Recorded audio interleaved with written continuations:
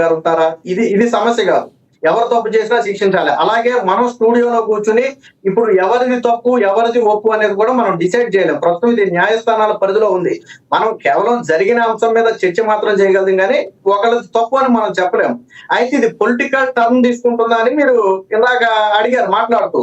అయితే జరుగుతున్న పరిణామాలు చూస్తే ఖచ్చితంగా పొలిటికల్ టర్న్ తీసుకుంటుంది. ఇప్పుడు బండి సంజయ్ గారే కాదు, అక్కడ ఏ పార్టీ లీడర్ ఉన్నా ఒక రాజకీయ నేత కుటుంబంలో ఇలాంటి విభేదాలు, ముఖ్యంగా మహిళలకు సంబంధించి విభేదాలు వస్తే అపోజిషన్ పార్టీలు ఖచ్చితంగా టార్గెట్ చేస్తాయి. దాన్ని నేనేమి కాదను. అది తప్ప ఒప్ప అనేది న్యాయస్థానాల్లో తేల్చాలి.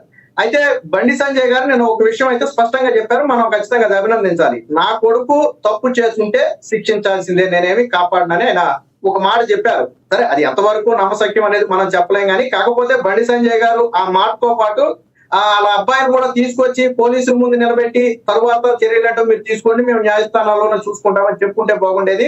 మరి ఆయన కేంద్ర మంత్రిగా ఉండి మరి వాళ్ళ అబ్బాయి కనపడట్లేదు అంటాన్ని ప్రజలు ఇప్పుడు ఇప్పుడు మీ ఫ్యామిలీలో నా ఫ్యామిలీలోనూ జరిగి ఎక్కడ ఉన్నాడో నాకు తెలియదు ప్రజలు నమ్ముతారు. కానీ బండి సంజయ్ గారు కేంద్ర మంత్రిగా ఆ కొడుకు కనపట్లేదు, పరిస్థితి నిజంగా ఆయన టచ్ లో ఉన్నారా లేదా అనేది మనం చెప్పం. కానీ బహిరంగంగా తప్పు చేస్తే శిక్షించాలని ఒక మాట చెప్పారు.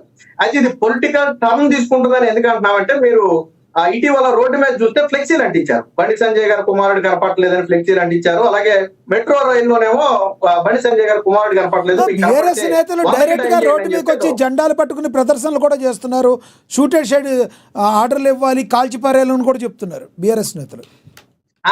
అదే నేను అన్నా, ఇప్పుడు ఇలాంటివి చూసినప్పుడే ఇది పొలిటికల్ వార్ గానే మారింది. ఇది ఖచ్చితంగా ఇప్పుడు చూసిన వాళ్ళకి ఎలా కనిపిస్తుంది అంటే, ఖచ్చితంగా అపోజిషన్ పార్టీలు బండి సంజయ్ గారి మీద, ఆయన కుమారుడి మీద దాడి చేస్తున్నాయేమో అనే అనుమానం ఇక్కడే కలుగుతుంది. ఇప్పుడు రాష్ట్రంలో అనేక అంశాలు జరిగాయి, తెలంగాణలో కావచ్చు, ఆంధ్రాలో కావచ్చు, మహిళల మీద వర్డ్ వాడారు సుధాకర్ గారు, అపోజిషన్ పార్టీ అని.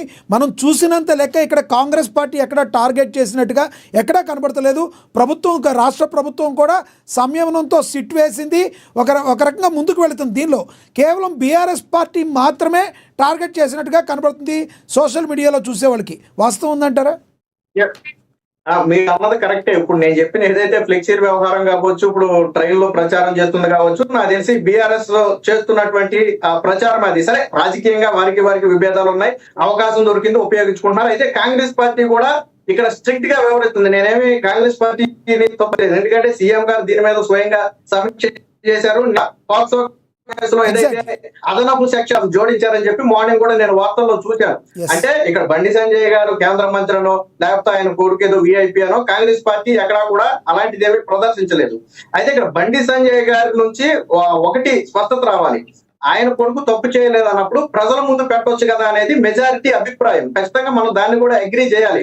అయితే ఆయన ప్రజల ముందుకు రాకుండా ఇప్పుడు న్యాయస్థానాల నుంచి ఆ బెయిల్ ప్రయత్నం లేకపోతే ఇంకో ప్రయత్నం చేయడం అనేది అంటే బండి సంజయ్ గారి అనుమానం నుండి నడిపిస్తున్నారనే ఆరోపణలు వస్తున్నమాట వాస్తవం. కానీ ఇది పొలిటికల్ టర్న్ తీసుకుంటుంది. ఇక్కడ ఇందాక మన మిత్రులు చెప్పినట్టుగా ఎప్పుడో 6 నెలల క్రితం జరిగిన ఘటన మీద ఇప్పుడు కేసు నమోదైందంటే మనం కొంచెం ఆలోచించాలి. ఒకటి.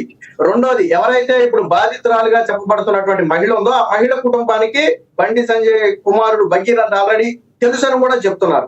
మరి అంటే వాళ్ళ కుటుంబం అంత సామరస్యంగా అప్పట్లో మెలిగి 6 నెలల తర్వాత ఇప్పుడు బయటికి తీసుకురావడం వెనక ఏదైనా కుట్రకోణం ఉందా అనేది కూడా మనం ఆలోచించాలి. అలాగని చెప్పి నేను బండి సంజయ్ కుమారుడు నిర్దోషని నేనేం చెప్పట్లే. ఇక్కడ జరిగిన పరిణామాలు కూడా మనం తీసుకోవాలి. బండి సంజయ్ కుమారుడు నిర్దోషి అని చెప్పలేము, నిర్దోషి కాదు అని చెప్పలేము. అదేవిధంగా అమ్మాయి చెప్పిన అని కూడా నిజాలని కూడా చెప్పలేము.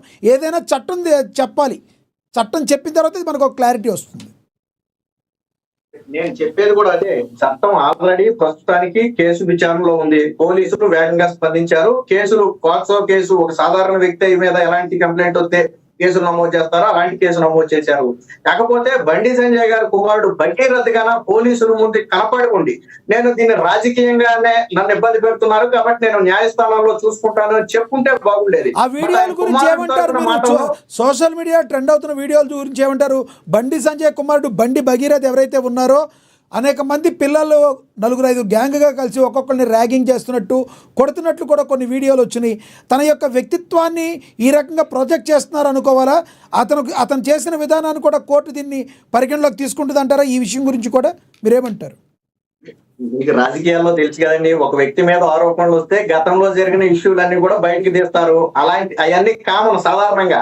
అయితే ఇప్పుడు గతంలో వచ్చినటువంటి సరే బెదిరించారు, దాడి చేశారన్న ఆరోపణలకను ఇప్పుడు వచ్చినటువంటి ఆరోపణలకి సంబంధమే లేదు. కాకపోతే మీరు చెప్తున్నట్టుగా ఏంటంటే ఇది భగీరథు ఆ వ్యక్తిత్వం ఇది అని చెప్పే ప్రయత్నంలో భాగంగా అది ఉపయోగపడదు తప్ప వాస్తవానికి గతంలో కావచ్చు, ఇప్పుడు కావచ్చు, రేపు కావచ్చు, ఎప్పుడైనా సరే తప్పు చేస్తే శిక్షించాలి. అది ఒక వ్యక్తి మీద దాడి కావచ్చు, ఒక మహిళ మీద దాడి కావచ్చు, లేదా ఇంకొకటి కావచ్చు, చేస్తే శిక్షించాలి. కాకపోతే ఇప్పుడు బండి సంజయ్ గారు కేంద్ర హోంశాఖలో ఉండటం, రాజకీయంగా ఆయన ఇన్ఫ్లుయెన్స్ ఉపయోగపడటం, ఇది ఒక రకంగా చెప్పాలంటే బీఆర్ఎస్ కు రాజకీయంగా ఉపయోగపడింది. మీరు ఎలాగన్నమాట కరెక్టే. కాంగ్రెస్ పార్టీ న్యాయపరంగా పోలీసులకు సెన్సేషనల్ న్యూస్ ఏంటంటే బీఆర్ఎస్ లో కొంతమంది నేతలు ఇప్పుడు దీని మీద మాట్లాడకుండా ఉండాల్సింది మా పార్టీ, ఇలా చేయకుండా ఉండాల్సిందని కొంతమంది అధికార ప్రతినిధులు కూడా ఈ రోజున ఈ డిబేట్లకి రాలేమని చేతులు ఎత్తేసారు. ఎందుకంటే అది కంప్లీట్గా దానికి సంబంధించింది, వాళ్ళ కుటుంబానికి సంబంధించింది, ఇలా కాకుండా ఉండాల్సింది అని కూడా మాట్లాడుతున్న మాటలు మనం ఏ రకంగా చూడాలంటారు దీన్ని? ఇప్పుడు మీరు అన్న ప్రకారం కొంతమంది మా పార్టీ రియాక్ట్ అవ్వకుండా ఉండొచ్చు అన్నారు అంటే వాళ్ళకి ఒక విషయం అర్థమై ఉండదు. వాస్తవాలు లేవు, ఇది రాజకీయంగా ఇబ్బంది పెట్టాలని చూస్తున్నారు, రేపొద్దున ఇవేమైనా బయటకు వస్తే మనం బ్యాడ్ అవుతామనే ఒక భయం వాళ్ళలో ఉంటే ఉండొచ్చు. రెండోది ఇక్కడ ఎక్కడ ఆధారాలు లేవండి. ఇప్పుడు బండి సంజయ్ ఇలా అన్నాడు అని కంప్లైంట్ మాత్రం ఇచ్చారు తప్ప దానికి సాలిడ్ ప్రూఫ్ కన్నా పోలీసులకు ఇచ్చుంటే, ఇదిగోండి ఇది ఎవిడెన్స్ ఉందని సాలిడ్ ప్రూఫ్ కానీ ఇచ్చుంటే అదేదన్నా ఏ మీడియా కన్నా వచ్చుంటే మనం ఒక నిర్ణయం తీసుకుంది తప్ప ఇప్పటి వరకు ఇరుపక్షాలు ఇప్పుడు ఆడు నన్ను ఇబ్బంది పెడుతున్నారని భగీరథ్ చెప్పినా, లేదా మమ్మల్ని ఇబ్బంది పెట్టారని బాధితులు చెప్పినా, ఎవరు చెప్పినా ఆరోపణలు మాత్రమే, కాగితం మీద మాత్రమే ఉన్నాయి. సుధాకర్ గారు ఈ రోజున సిట్ హాజరు కావాలని చెప్పింది, 2 గంటలకు హాజరు కావాలని చెప్పింది, భగీరథ్ హాజరు అవుతారని మీరు భావిస్తున్నారా? వాస్తవానికి భగీరథ్ రాకపోయినా తీసుకురావాల్సిన బాధ్యత సంజయ్ గారి మీద ఉంది. ఎందుకంటే ఆయన బాధ్యత గల పదవిలో ఉన్నారు ఖచ్చితంగా. అందులో హోంశాఖలో ఆయన ఉన్నారు. ఒకవేళ నిజంగానే భగీరథ్ ఆయనకి కాంటాక్ట్ లేకపోయినా ఆయనకి పవర్ ఉంది. ఆయన కుమారుడు ఎక్కడున్నాడో తీసుకొచ్చే పవర్ ఆయనకు ఉంది. తీసుకొచ్చి ముందు పెడితే నేను ఇందాక చెప్పినట్టుగా అనేక ప్రశ్నలకు సమాధానం అదే మారద్ది. ఇప్పుడు ఎప్పుడైనా సరే నేను తప్పు చేయలేదని మీడియా ముందు నిలబడి నేను లీగల్ గానే ప్రొసీడ్ కామెంట్ చేసిన ఆరోపణలు ఇవి అని చెప్తే కొంత అటు ఆ పార్టీ కూడా కొంత ధైర్యం ఉండేది, బీజేపీ పార్టీ కూడా ధైర్యం ఉండేది. ఇక్కడ అందరూ మీరు ఎన్ని విమర్శలు చేసినా వాళ్ళు అడిగే ప్రశ్న ఒకటే, ఎందుకు భగీరథ కనపడటం లేదు? వాస్తవానికి అది ప్రశ్నే. రైట్, కంక్లూడ్ చేయండి. చివరికి ఏమంటారు?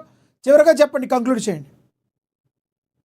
ఇది ఖచ్చితంగా పొలిటికల్ టర్న్ తీసుకుందండి. ఇందాక చెప్పినట్టుగా తప్పు ఒప్పు అని నేను చెప్పలేను, కానీ పొలిటికల్ టర్న్ అయితే తీసుకుంది. పొలిటికల్ గా ఇది నాకు తెలిసి మహా అయితే 2-3 రోజులు నడుస్తుంది, వారం రోజులు నడుస్తుంది. ఆ తర్వాత ఇష్యూ సర్దుమణిగిపోతుంది. ఎందుకంటే ఇలాంటి ఇష్యూలు మనం చాలా చూసాం. లేదా న్యాయస్థానాల్లో డిలే కావచ్చు. అయితే పెట్టిన సెక్షన్ లో నిరూపించబడితే దాదాపుగా 15 ఏళ్ళు 20 ఏళ్ళు జైలు శిక్ష పడే సెక్షన్లు అందులో ఉన్నాయి అనేది మాత్రం నేను ఈ రోజు ఉదయం చూశాను. అంటే అది అభినందించాలి. కాంగ్రెస్ పార్టీ ఎటువంటి భేషజాలాలకు పోకుండా ఖచ్చితంగా స్ట్రిక్ట్ గా వ్యవహరించింది. అక్కడ వరకు ఓకే. అయితే ఇది న్యాయస్థానాల పరిధిలో ఉంది కాబట్టి మనం దీని మీద తప్పు కామెంట్ చేయలేం, కానీ తప్పు చేస్తే శిక్షించాల్సిందే. అలాగే కేంద్ర మంత్రిగా ఆయన ఉన్నప్పుడు మరి ఆయన కుమారుడిని కంట్రోల్లో పెంచుకోవాల్సిన బాధ్యత కూడా ఆయన మీద ఉంది. ఆయన ఇందాక మీరు వీడియో ప్లే చేసి చూపించారు. బహుశా నేను రాజకీయాలతో ప్రజలతో ఎక్కువ ఉండటం వల్ల బహుశా నా కుమారుడికి సమయం కేటాయించలేకపోయినామో, కొన్ని విషయాలు నేను చెప్పలేకపోయానేమో అనే ఒక భావన ఆయన వ్యక్తం చేశాడు. మనం అప్రిషియేట్ చేయాలి. అంతేగాని నా కుమారుడు కరెక్ట్ అని మొన్న జరిగిన వ్యాఖ్యలు బండి సంజయ్ గారు మీ అభిప్రాయం అర్థమైంది. శివలాల్ గారు కంక్లూడ్ చేయండి సార్. ఒకటి లక్ష్మణ గారు, నేను మొదటి నుంచి చెప్తుంది ఒకటే, ఒకవేళ బండి సంజయ్ కుమారుడు ఏదైతే ఇబ్బందికరంగా చేసిండు అని కంప్లైంట్ ఇచ్చినప్పుడు ఖచ్చితంగా అక్కడ ఇప్పుడు మనం స్టూడియోలో ఉన్నాం, ఎవరి దగ్గరికైనా మన మీద కేసు అయి ఉంటే ఇమీడియట్ గా మనం ఏడు ఉంటే ఆడ మనల్ని పట్టుకపోయేది, లేదంటే మన చుట్టాలని పట్టుకపోయేది, అన్న తమ్ముడు ఉంటే వాడిని పట్టుకపోయేది, వాడు అబ్స్కాండ్ ఉన్నాడు వాడిని తెచ్చిచ్చే వరకు నువ్వు ఉండు అనే అవకాశం ఉండేది. కానీ ఈరోజు బండి సంజయ్ సబ్జెక్ట్ వచ్చే వరకు ఆయన ఒక మంత్రిగా ఉన్నాడు కాబట్టి ఆ అవకాశం చేయనీయకుండా పోలీసు వాళ్ళు కూడా ఆలోచిస్తున్నారు. ఇంతే. ఆ రెండోది బండి సంజయ్ విషయంలోనే అంటే ఇందాక ఈయన అనేది బండి సంజయ్ విషయంలోనే అంటారా, లేదంటే కొంతమంది మైనారిటీలు అయినా కూడా ఇదే విధంగా జరుగుతుందంటారు? ఇందాకడ మీరు బండి సంజయ్ అని మీరు అంటున్నారు, కానీ మల్లికార్జున గారు అడిగేది గతంలో జరిగిన దానికి ఇప్పుడు వరకు మీ ప్రభుత్వం ఎందుకు యాక్షన్ తీసుకోలేదని కూడా అడుగుతున్నారు. ఎంఐఎం నాయక్